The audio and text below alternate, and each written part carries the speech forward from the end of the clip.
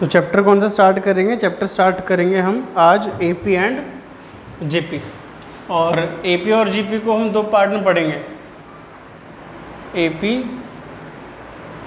AP and GP. और इसको हम दो पार्ट्स में पढ़ेंगे बिल्कुल। सबसे पहला पार्ट हमारा क्या होगा? सबसे पहला पार्ट हमारा होगा अर्थमेटिक प्रोग्रेशन। हम बिल्कुल बेसिक से स्टडी करेंगे अर्थमेटिक प्रोग्रेशन की, और फिर इसको आगे कंटिन्यू करेंगे अपने प्रकार से कि किस तरीके से काम चलेगा इसके अंदर। तो अर्थमेटिक प्रोग्रेशन क्या होता है? ऐसी वैल्यूज़ जो प्रोग्रेस करे और सेम अमाउंट में प्रोग्रेस करे। कैसे प्रोग्रेस करे? सेम अमाउंट में प्रोग्रेस करे। तो हम एपी को कह सकते हैं, मान लेते हैं हमारे पास एपी है A1, A2, A3, A4 and so on AN तक। ठीक है, जो ये A1 है ये हमारी कहलाती है फर्स्ट टर्म, और जो AN है उसको क्या कहलाती है? लास्ट टर्म या nth टर्म। क्या कहलाएगी? या तो लास्ट टर्म या कहलाएगी nth टर्म, दोनों में से एक कहलाएगी। तो AP की क्या खासियत होती है? जैसे मान लो मैंने आपसे एक AP लिखा एग्जाम्पल 2, 4, 6, 8 एंड सो ऑन। तो या फिर आगे भी कंटिन्यू करें तो 10, 12 एंड। तो इसमें ध्यान से देखो, अगर आप देखो 2 से 4 में कितनी वैल्यू बढ़ी? +2। 4 से 6 में +2, 6 से 8 +2।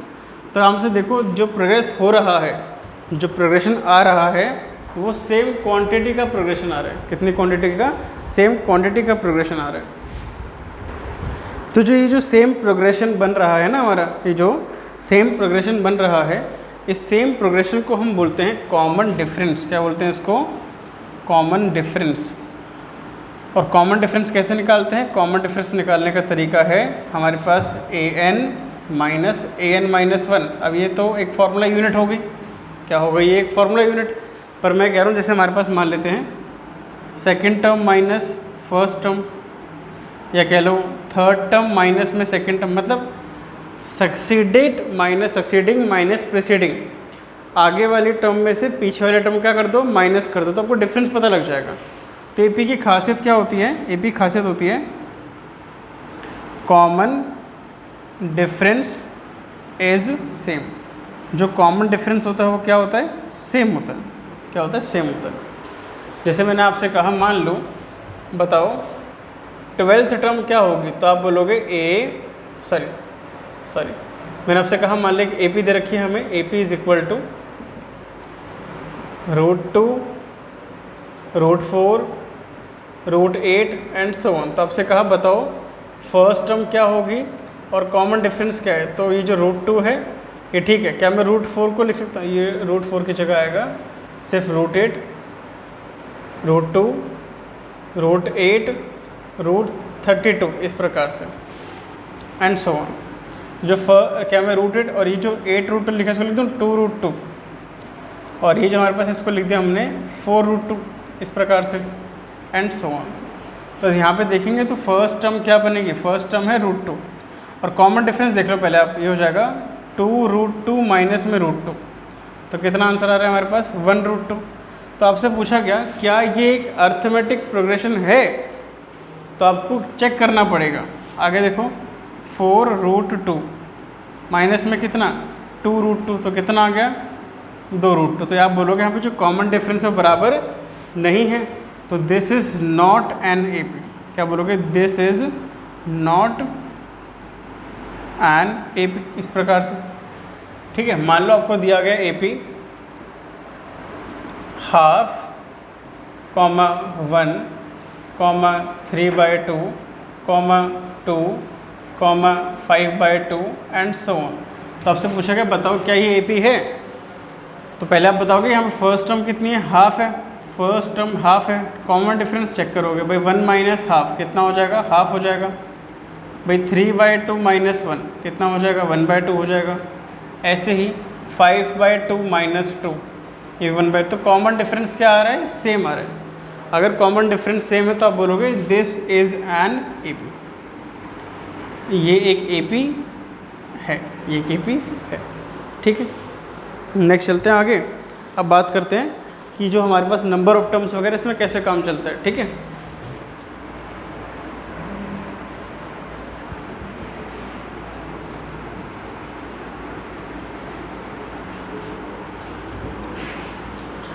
मान लो हमें दिया गया an, n, a और d, ये 4 चीज़ें हैं।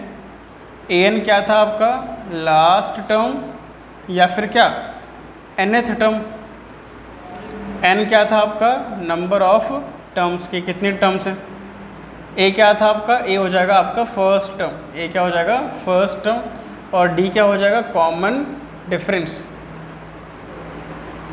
तो इनके बीच में एक रिलेशन था, क्या रिलेशन था कि an is equal to a plus n minus 1d, an is equal to a plus n minus 1d। मान लो आपसे कहा बताओ 12th टर्म क्या होगी, तो आप बोलोगे a प्लस 12 माइनस 1d, तो ये हो जाएगा a प्लस 11d, है ना।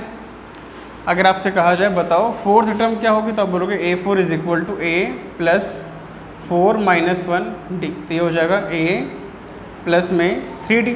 तो अगर आप ध्यान से देखो जो भी टर्म हमें निकालने के लिए बोला हुआ है उसमें से एक माइनस करना है, बस हमें क्या करना है, एक माइनस करना है। तो आप इसको क्या डायरेक्ट कर सकते हो, आप बोल सकते हो कि मान लेते हैं आपसे कहा जाए 6th टर्म, तो आप डायरेक्ट लिख दो a प्लस 5d, एक कम करके लिख दो इसे। आपसे कहा जाए 2nd टर्म, तो 2nd टर्म में एक कम करके लिख दो a प्लस 1d। समझ में ही बात। आपसे कहा जाए 100 टर्म लिख दो, तो आप बोलोगे a प्लस 99d, बस एक कम करके तो लिखना है ना। देखते हैं इसको फटाफट क्वेश्चन ट्राई करते हैं इसका ऐसे ही सेम।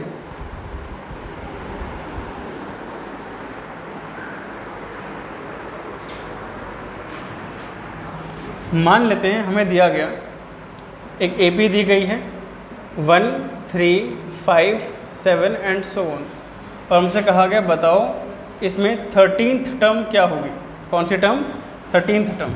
तो 13 मतलब क्या हो जाएगा, an का formula a plus n minus 1, तो आप फॉर्मूला थोड़ी लगाओगे, अभी तो सिखाया, एक कम करके लिख दो। तो जो a13 है वो कितना हो जाएगा, ये हो जाएगा a प्लस 12d।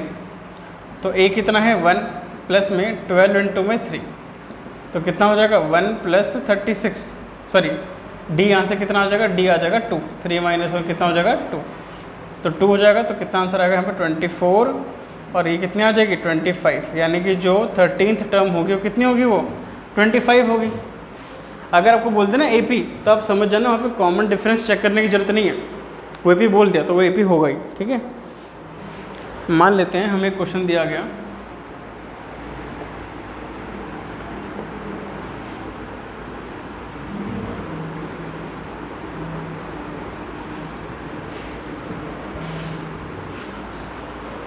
ठीक है। क्वेश्चन है 1, 3, 5, 7, एक ये भी इधर रखिए 1, 3, 5, 7 एंड सो ऑन 1, 1, 7 इधर रखा है। तो हमसे कहा गया फाइंड नंबर ऑफ टर्म्स, बताओ नंबर ऑफ टर्म्स कितनी है। दूसरा 20th term from the end, क्या बताओ 20th term from the end. और एक मैं एक और पार्ट जोड़ देता हूँ, बताओ मिडल टर्म क्या है, बताओ मिडल टर्म क्या है। तो 3-4 चीज़ें जोड़ देते हैं, अलग अलग क्वेश्चन करने का ट्राई नहीं पड़ेगा, एक ही में सारा हो जाएगा हमारा, ठीक है। तो ट्राई करते हैं। सबसे पहले हमें कहा गया एक AP क्या दे रखी है, AP दे रखी है 1, 3, 5, 7 एंड सो ऑन 1 से 117 तक, है ना। तो हमसे कहा गया A फर्स्ट टर्म 1 है, D कितना है 3 माइनस 1, कितना हो जाएगा 2 हो जाएगा। लास्ट जो AN होता है ना, AN ये लास्ट टर्म भी होती है, तो लास्ट टर्म क्या हो जाएगी 117। अब हमें ये पता करना है 117 तक गिनते गिनते 117 कौन से नंबर पे आता है, टोटल कितने हैं ये। तो AN इज इक्वल टू क्या हो जाएगा A plus n minus 1D। तो 117 is equal to 1 plus n minus 1, D कितना बनेगा यहाँ पे 2, तो D कितना हो जाएगा 2, माइनस क्या प्लस 1 का इधर क्या हो जाएगा माइनस, तो हो जाएगा 116 is equal to n minus 1 into में 2, तो n माइनस 1 कितना हो जाएगा 58, तो n कितना आ जाएगा यहाँ से 59। तो टोटल नंबर ऑफ टर्म्स कितनी है 59 है यहाँ पे। हमारा क्या निकल गया यहाँ से n निकल गया। अब मेरी बात ध्यान से सुनना एक बात, कभी आपसे कह देना कि फ्रॉम द एंड बताओ या पीछे से बताओ कौन सी टर्म होगी, तो आपको कुछ नहीं करना। अगर आपको टर्म पीछे से गिनने को कहा गया है, अगर ये कहा जाए कि पीछे से गिनो कि कौन सी टर्म है, तो पीछे से अगर गिनना ही है तो ये क्या बन जाएगी फिर फर्स्ट टर्म बन जाएगी। क्या बन जाएगी फर्स्ट टर्म। तो फ्रॉम द एंड के लिए अगर फ्रॉम द एंड कहा जाए तो ये हो जाएगी फर्स्ट टर्म, AP को पलट दिया जाएगा, फिर 7 फिर 5 फिर 3 फिर 1। बस फ़र्क कितना होगा, फर्स्ट टर्म अब 117 बन जाएगी और कॉमन डिफरेंस माइनस का आ जाएगा। जैसे कॉमन डिफरेंस यहाँ पे कैसा था +2 था, वो माइनस का हो जाएगा वहाँ पे। तो A20 आपने सीखा था, A20 बोला हुआ है तो क्या हो जाएगा A प्लस 19, A की वैल्यू 117 प्लस में 19 इंटू में -2, तो 117 प्लस में -38, ये माइनस करके आपका आ जाएगा। ये 20th टर्म पीछे से गिनने पे कौन सी आएगी। अब मिडिल टर्म के 2 फॉर्मूले होते थे निकालने के। अगर आपसे कहे ना मिडिल टर्म निकालो तो उसके 2 फार्मूलाज थे। कितने थे 2 फार्मूलाज थे। तो मैं आपको मेन बता रहा कि भाई क्या आएगा आंसर, मैं आपको सिखा रहा हूँ कि मिडिल टर्म कैसे निकलते हैं। तो मिडिल टर्म निकालने के 2 तरीके थे। अगर n की वैल्यू ऑड हो तो मिडिल टर्म निकालने का तरीका n + 1 डिवाइड बाई tth यानी कि 2th टर्म जो भी हो आएगी वो। और अगर इवन हो तो इवन निकालने के लिए मिडिल टर्म का फॉर्मूला था n/2th प्लस में n/2th + 1। और जो ये आंसर आएगा ना इसको क्या कर दो, इसको 2 से डिवाइड कर देना। जो आंसर आएगा उसको क्या कर देना 2 से डिवाइड कर देना। 2 से डिवाइड नहीं करोगे तो ये दोनों आपकी मिडिल टर्म हो जाएंगे। अगर AP वगैरह कर रहे हो ना तो AP में ये दोनों मिडिल टर्म कहलाएंगे आपके। अगर ऑप्शन में 2 हैं तो ये दोनों होंगे, अदरवाइज़ फिर आपको हाफ करना पड़ता है उसके लिए। तो यहाँ पे n की वैल्यू कितनी आई थी, n की वैल्यू 59 आई थी। तो यहाँ से मिडिल टर्म क्या हो जाएगी, ये हो जाएगी 59 + 1 डिवाइड बाई 2, यानी कि कौन सी 30th टर्म। यानी कि आप क्या निकालना है A30 निकालना है। तो A30 क्या हो जाएगा A + 29 थी। तो बहुतों का डाउट है कि जो 30th टर्म निकालनी है वो पीछे से निकालनी है आगे से निकालनी है। भाई वो आगे से निकालनी है। वो जो 30th टर्म निकाली है उसने कहाँ से निकालनी है, आगे से। अगर फ्रॉम द एंड होगा ना तो वो आपको अलग से बोल देगा। अगर फ्रॉम द एंड बोलेगा तो कहाँ से बोल देगा, अलग से बोल देगा। तो अगर आगे से निकालने को कहा जाए तो A 1 हो जाएगा 29 और D की वैल्यू कितनी हो जाएगी 2 हो जाएगी। तो ये कैलकुलेट करेंगे तो यहाँ से मिडिल टर्म आ जाएगी आपकी। समझ नहीं बात, यहाँ तक नोट कर लीजिए इसे।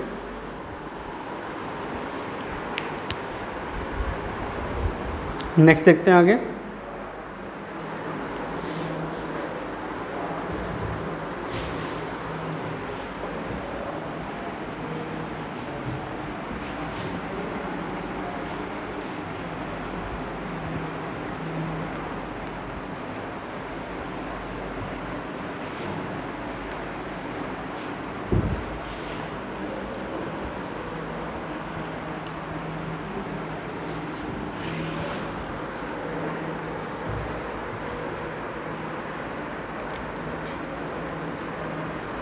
हमसे कहा गया, मान लेते हैं विच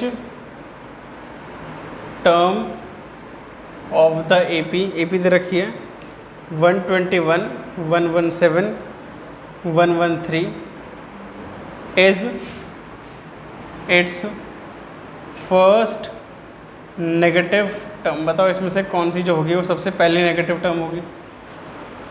तो AP लिख लेते हैं पहले। AP क्या होगा 121, 117, 113 and so on. If the term is negative, if the term is negative, अगर जो टर्म निकाली जा रही है वो नेगेटिव है, यानी कि वो जो टर्म होगी वो 0 से क्या होगी, फिर छोटी होगी।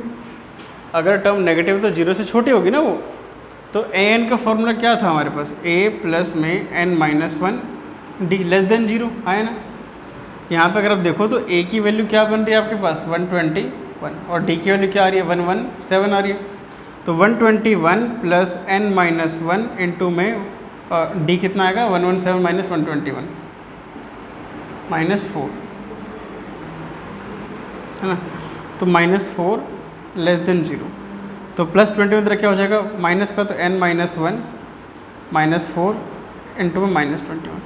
अब होता क्या है कि अगर आप माइनस 4 को उधर लेके जाओगे तो ये हो जाएगा n माइनस 1, और माइनस की टर्म से अगर मल्टीप्लाई डिवाइड करते हो इनइक्वालिटी में, माइनस की टर्म से मल्टीप्लाई डिवाइड करते इनइक्वालिटी चेंज हो जाती है, तो ये जो बन जाएगा वो बन जाएगा ये उल्टा हो जाएगा। तो माइनस 121 बाई माइनस 4, तो माइनस से माइनस कट गया, n minus 1 is equal to 3 जा 30 जा 0.25, कुछ इस तरीके से आंसर आ जाएगा, है ना भाई। 4 3 जा 1 बचा, फिर 4 2 जाए 25, ठीक है।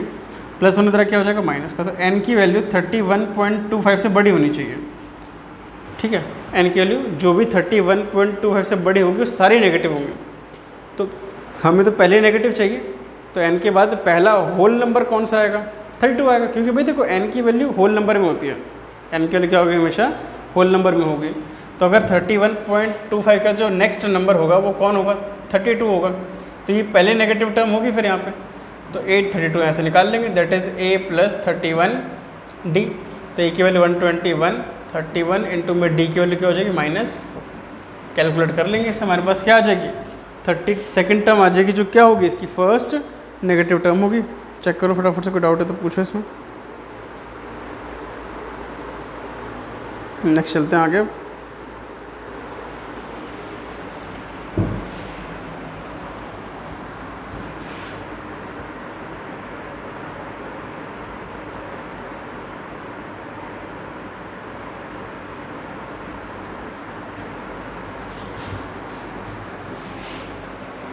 एक अच्छा सा खासा क्वेश्चन लेंगे इसको करने के लिए।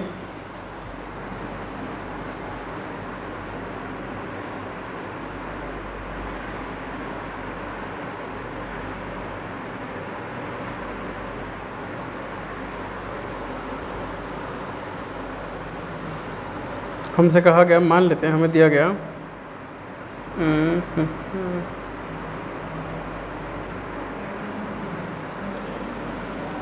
Find sum of, sorry find, हमसे कहा गया इसमें in an AP the first term is 2, the first term is 2 and the sum of the first 5 terms is 1/4 of the next 5 terms. Show that 20th term is -112। हमें proof करना है कि जो 20वीं term में निकालूंगा वो क्या आएगी -112 आएगी, ठीक है।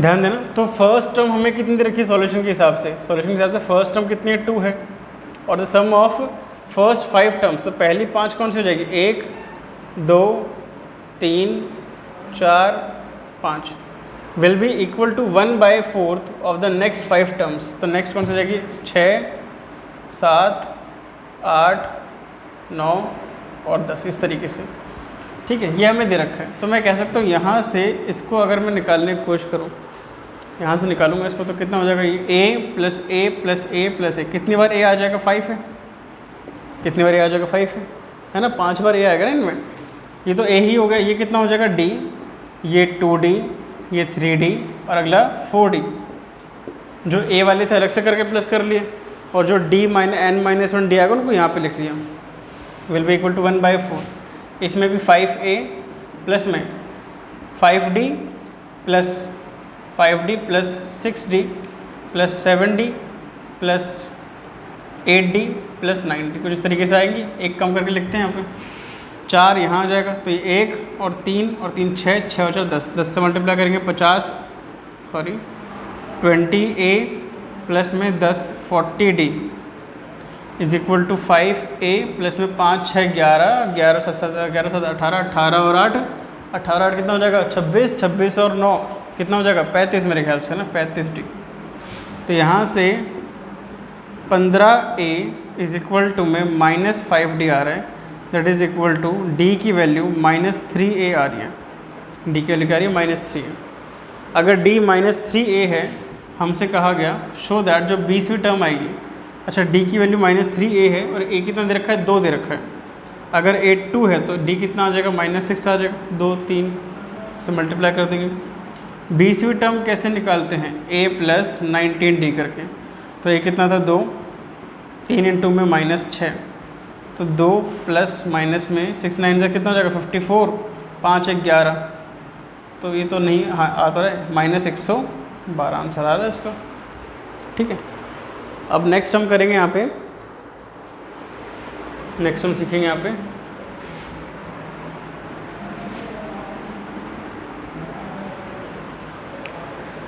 सम ऑफ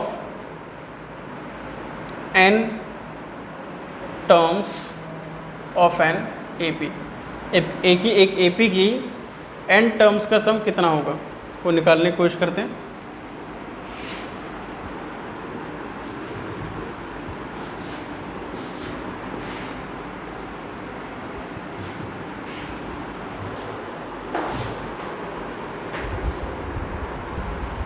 तो सम ऑफ n टर्म्स निकालेंगे।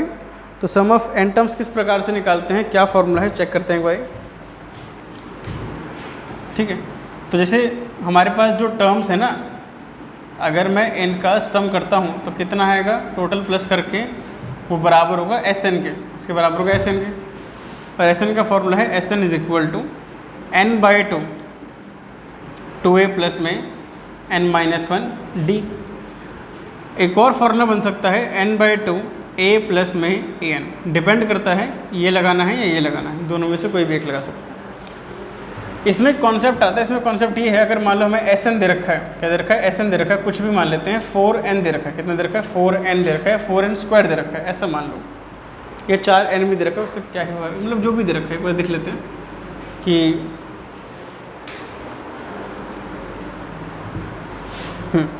मान लेते हैं हमें जो Sn दे रखा है वो दे रखा है 5n+1, ये दे रखा है। तो यहाँ पे क्या होता है, जैसे मान लो आपने n की वैल्यू 1 पुट कर दी, आपने n की वैल्यू 1 पुट करी, तो ये एक जनरल, ये इसको बोलते हैं जनरल इक्वेशन। क्या बोलते हैं इसको? जनरल इक्वेशन बोलते हैं। तो यहाँ पे आपने n की वैल्यू 1 पुट करी, तो ये S1 हो जाएगा। तो 5 × 1 + 1 कितना हो जाएगा? 6। अब सोच के देखो, क्या किसी भी एक टर्म का सम निकल सकता है? S1 का मतलब क्या है? नंबर ऑफ टर्म्स 1 है, तो एक टर्म का सम निकल सकता है? नहीं निकल सकता। तो जो एक टर्म का सम होगा वो फर्स्ट टर्म के बराबर ही होगा। समझ में ही बात? ऐसी अगर मैंने n की वैल्यू 2 रखी तो दो टर्म्स का सम कितना हो जाएगा? 5 × में 2 + 1 11, ये हो जाएगी फर्स्ट टर्म और सेकंड टर्म का जोड़, फर्स्ट टर्म और सेकंड टर्म का जोड़ हो जाएगा। तो यानी कि जब मैं S2 - S1 करूँगा तो ये होगा A2 + A1 - A1, तो क्या बचेगा? सिर्फ A2। इस प्रकार से आगे एंड सो ऑन चलता चला जाएगा यहाँ पे। तो ये इसमें कॉन्सेप्ट है। अगर सम ऑफ नंबर ऑफ टर्म्स इस प्रकार से दी है तो AP वगैरह निकालने का ये तरीका होगा। ठीक है, मान लेते हैं हमें क्वेश्चन दिया गया, find the sum of n natural numbers and n odd numbers। n natural numbers और n odd numbers का सम बताओ कितना आएगा इसको सॉल्व करके। तो इसको हम डायरेक्ट करेंगे, ज़्यादा इसमें घुसेंगे नहीं भाई। सम ऑफ n टर्म्स का डायरेक्ट फार्मूला है, क्या है वो? Sn is equal to n+1/2। जो चाहता है निकालना वही करना। Sn में a की जगह पुट कर लेना 1 और d की जगह भी 1। क्यों? क्योंकि जब नेचुरल नंबर बनते हैं तो 1 2 3 ऐसे से बनते हैं, तो a 1 होगा और d की वैल्यू भी 1 होगी। सम ऑफ ऑड टर्म्स निकालना चाहो तो वो बराबर होगा Sn is equal to n का स्क्वायर। कोई निकालना चाहे तो कैसे निकाल सकता है भाई? 1 3 और 5, जहाँ पे a की वैल्यू 1 होगी और d की वैल्यू क्या हो जाएगी? 2 हो जाएगी। और कॉमन डिफरेंस वगैरह आपको पता ही है, n को n ही छोड़ देना, आपका ये आंसर आ जाएगा। ठीक है, तो इसमें ज़्यादा नहीं घुसना, में इसको भी नॉर्मल रखते हैं अपने पास।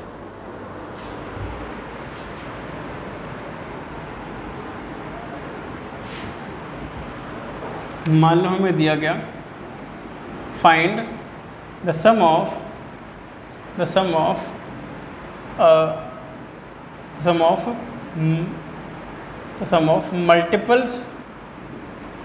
मल्टीपल्स ऑफ 11 अप टू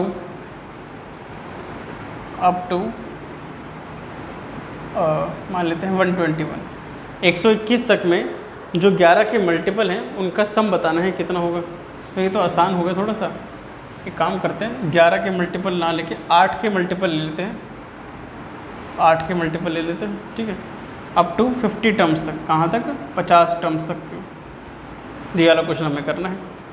इसको मिटा देता हूँ।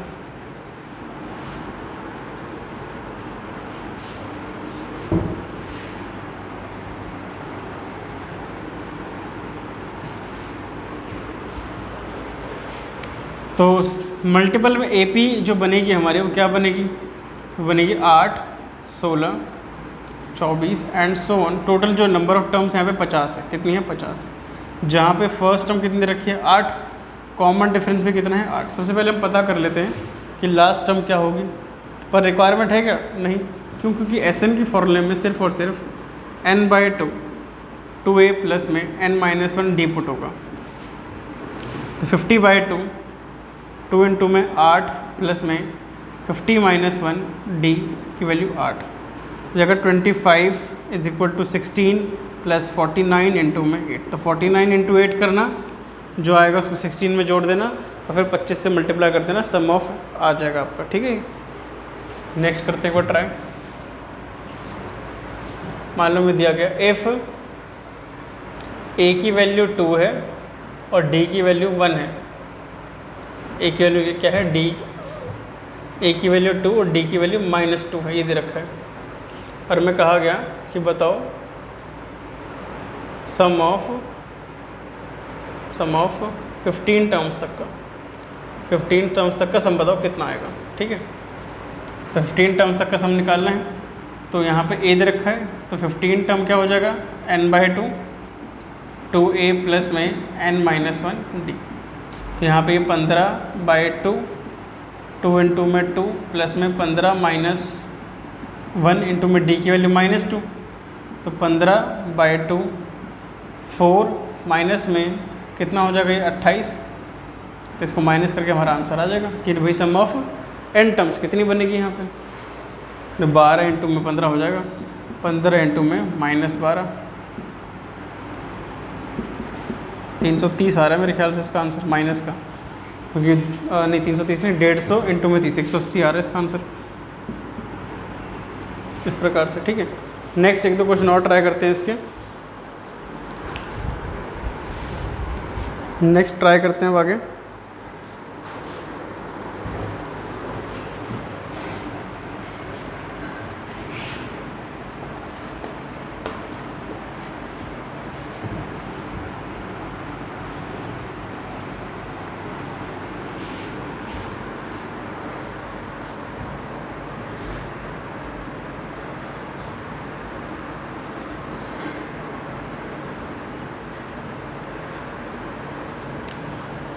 मान लो में दिया गया कि if sum of 7 terms of an AP is 49 and that of 17 terms is 289, find the sum of n terms. बताओ सम ऑफ n टर्म्स क्या आएगी? तो ये तो तुक्के से भी कर सकते हैं। कैसे कर सकते हैं तुक्के से? भाई 7 का सम 49 आ रहा है, यानी कि 7 का स्क्वायर होगा। 17 का सम 289 यानी कि 17 का स्क्वायर होगा, है ना। और स्क्वायर वाला सम किस में लग रहा था? सम ऑफ ऑड नंबर्स में, यानी कि n² लगेगा। तो सम ऑफ n टर्म्स भी कितना आएगा? n²। वैसे तो तुक्के वाला क्वेश्चन है, बट फिर भी अगर हम ट्राई कर रहे हैं तो सम ऑफ 7 टर्म्स कितना? 49 हो जाएगा। सम ऑफ 7 टर्म्स क्या होगा? 7/2 2a प्लस में 7 - 1d इज इक्वल टू 49। तो 2a प्लस में 6d is equal divide by 2 into में 7। Is equal to 49। तो यहाँ से 2 से अगर हम इसको डिवाइड कर दें तो ये हो जाएगा 7a plus 3d is equal to 49। ये दोनों टर्म्स को 2 से डिवाइड कर दिया हमने। 7 मल्टीप्लाई अदर क्या हो जाएगा, डिवाइड। तो a प्लस 3d की वैल्यू कितनी आ जाएगी, 7। है ना। उसके बाद सम ऑफ 17 टर्म्स कितना हो जाएगा, 17/2 2a प्लस में n-1d इज इक्वल टू 289। यहाँ पे 17 आएगा तो ये हो जाएगा 17 इंटू 2a प्लस में 16d is equal to 289 divide by 2। 2 से डिवाइड कर देंगे इसको तो a प्लस में 8d इज इक्वल टू 289। ये 17 मल्टीप्लाई में इधर क्या हो जाएगा, डिवाइड। तो a प्लस में 8d इज इक्वल टू 17। ये आपकी सेकंड इक्वेशन बन जाएगी। हाँ है ना। फर्स्ट और सेकंड इक्वेशन बन गई, दोनों को सॉल्व कर लेते हैं। तो सॉल्व फर्स्ट एंड सेकंड। तो a प्लस में 17d is equal to 17, sorry 8d is equal to 17।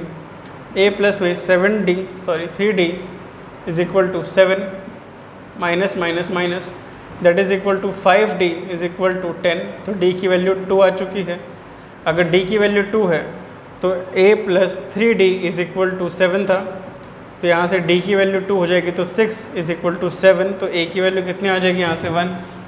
जो a है वो कितना आ गया, यहाँ से 1 आ गया। अगर a 1 आ चुका है तो सम ऑफ n टर्म्स निकालेंगे। तो sum of n terms is equal to n/2 2a plus में n-1d। तो यहाँ पे a और अगर आप d पुट करोगे तो श्योर आपका आंसर जो आएगा वो n² ही आएगा। क्या आएगा, n² ही आएगा। ठीक है, नोट कर लो इसको फटाफट से। नेक्स्ट चलते हैं अब हम आगे। अब हम करेंगे हमारा ज्योमेट्रिक प्रोग्रेशन। ठीक है,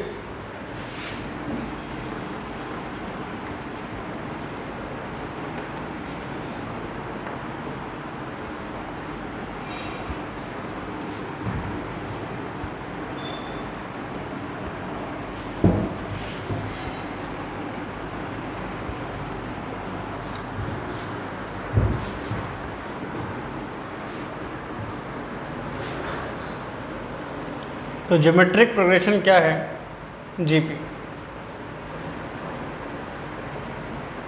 जो ज्योमेट्रिक प्रोग्रेशन का बेसिक है वो बेसिक क्या है, a plus AR plus AR² and so on plus ARn-1। इस तरीके से प्लस नहीं आएगा यहाँ पे, कॉमा। a आपकी फर्स्ट टर्म बन जाएगी एंड सो ऑन, आगे चलते जाएंगे तो हमारे पास फॉर्मूला आ जाएगा। मतलब अगर मैं जैसे ये जो फर्स्ट टर्म है, जैसे फर्स्ट टर्म की बात करूँ तो फॉर्मूला है ARn-1 का है।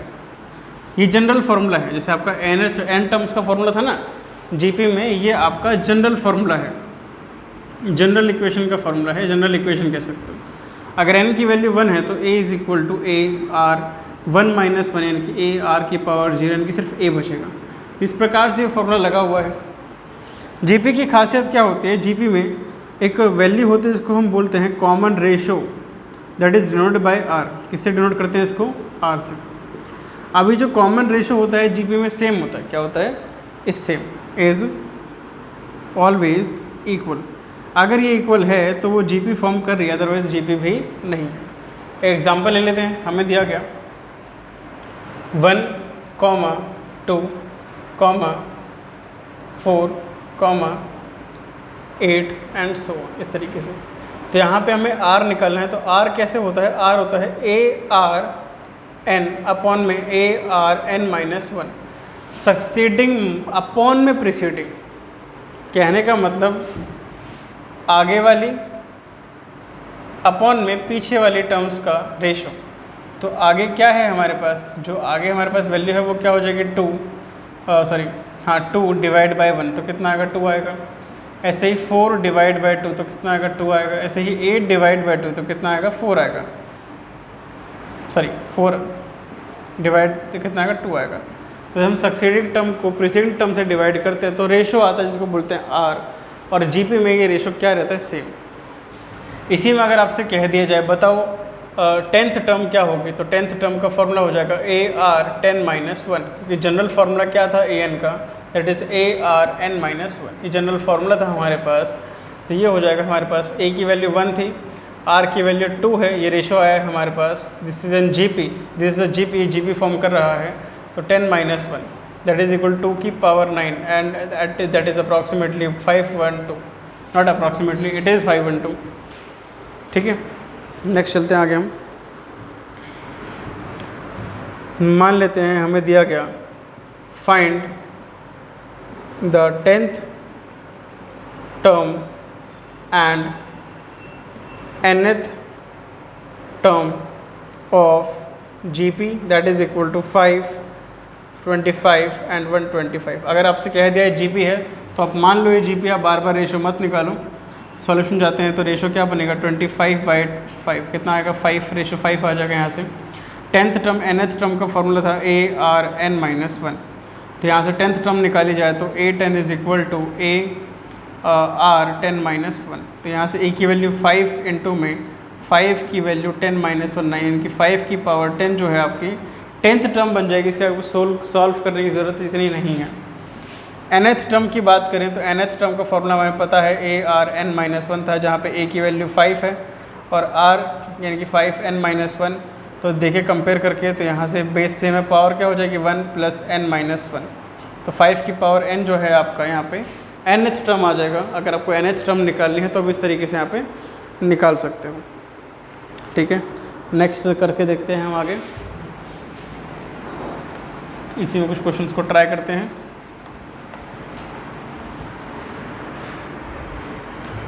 मान लेते हैं हमें दिया गया which term of the GP that is 2, 8, 32 and so on up to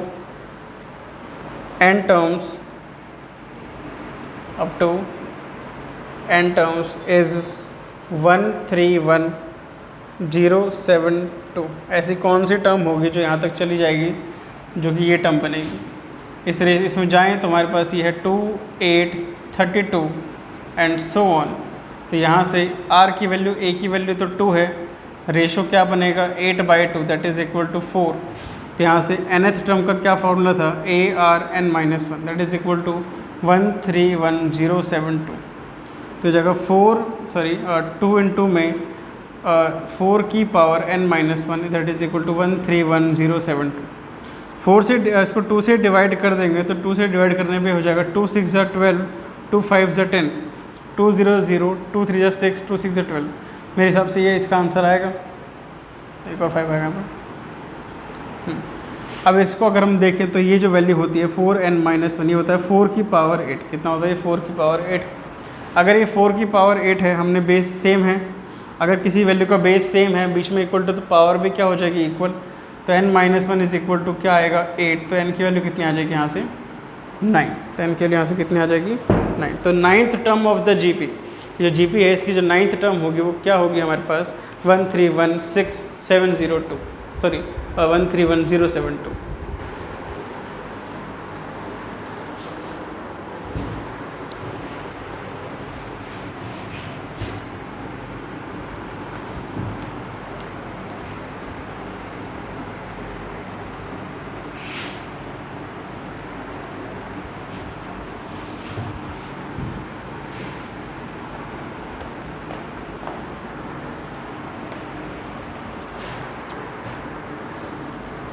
हमें क्वेश्चन दिया गया, मान लेते हैं फर्स्ट क्वेश्चन, इफ़ इन अ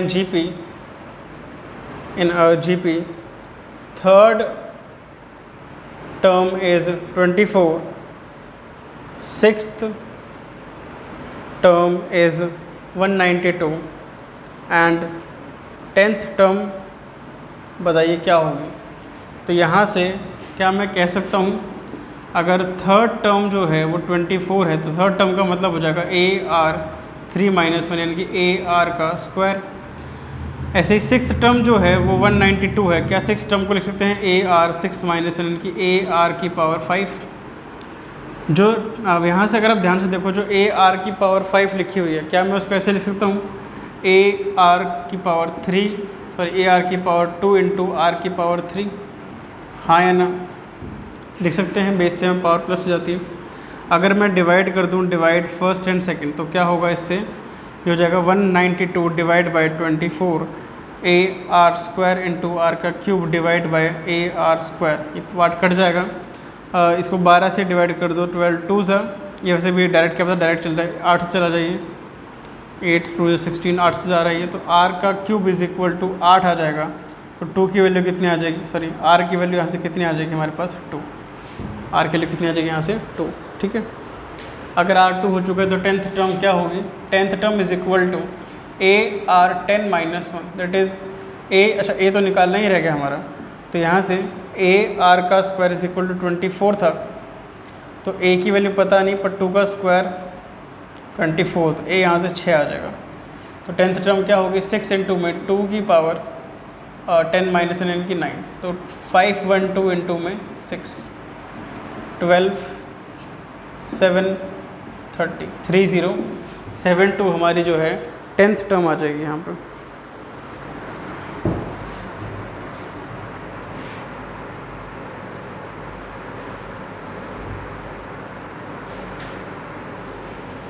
हमें क्वेश्चन दिया गया, इफ क्वेश्चन है if 5th term of a GP is P, 8th term is equal to Q and 11th term is equal to S, prove that या find the value of Q square, बताओ Q square की value क्या होगी। तो हम यूँ करेंगे, जो क्यू स्क्वायर है उसी का स्क्वायर कर देंगे। अगर हमें पहले हम लिख लेते हैं कि जो ए 5th टर्म है हमारे पास, क्या उसका मतलब ये होगा ए आर की power 4 that is equal to P. A जो हमारे पास 8th टर्म है, क्या उसका मतलब होगा ए आर की power 7 is equal to Q. जो 11th टर्म है उसका मतलब होगा ए आर की power 10 is equal to S. तो क्यू का स्क्वायर मांगा हुआ है ना, तो क्यू का स्क्वायर यानी कि ए की पावर आर की पावर 7, ए आर की पावर 7 का स्क्वायर, तो यानी कि ए का स्क्वायर इंटू में 7 2 जा कितना हो जाएगा, आर की पावर 14 हो जाएगा, है ना। क्या मैं 14 को तोड़ के लिख सकता हूँ ऐसे, ए इंटू में आर की पावर 4 इंटू में ए इंटू में आर की पावर 10, है ना। ए आर की पावर 4 कितना था, पी था, और ए आर 10 कितना था, एस था। तो क्यू स्क्वायर की वैल्यू क्या आ जाएगी यहाँ से, पी एस। जो क्यू स्क्वायर उसकी वैल्यू क्या आ जाएगी यहाँ से, पी एस आ जाएगी।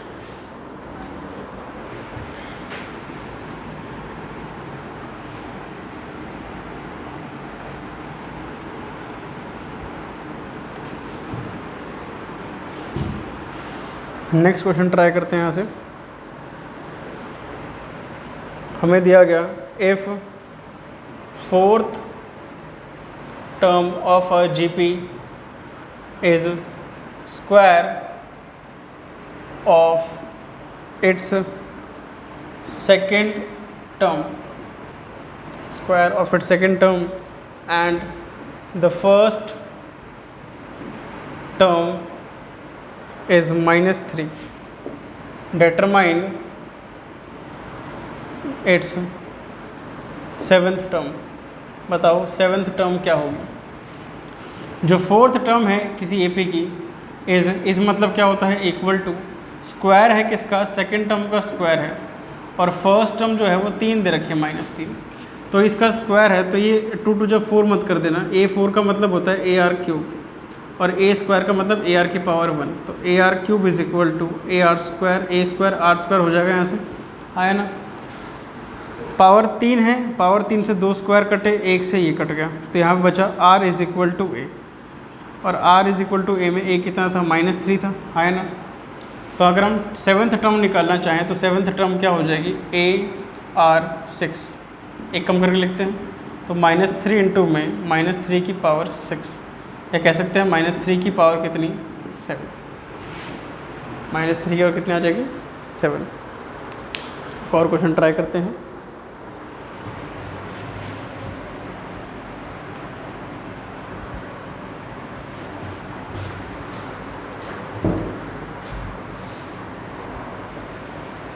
मान दिया गया, for what value of x the numbers -2/7 comma x comma -7/2 are in GP। तो यहाँ से अगर ये if they are in GP, तो GP में क्या होता है, their common ratio is same, common ratio क्या रहेगा, सेम रहेगा। तो -2/7 x -7/2 है, तो x by -2/7 is equal to -7/2/x। इनको ना ऐसे टर्म्स मान के करो, कैसे मान के करो, टर्म्स मान के। तो x इंटू एक्स क्या हो जाएगा, x का स्क्वायर -2/7 इंटू -7/2। तो यहाँ से कटने के बाद जो है वैल्यू x का स्क्वायर इज इक्वल टू क्या बनेगी, 1। तो x इज इक्वल टू जो √1 आएगा ना वो प्लस और -1 दोनों हो सकता है। x की वैल्यू +1 भी हो सकती है और x की वैल्यू -1 भी हो सकती है, कुछ भी हो सकती है, ठीक है।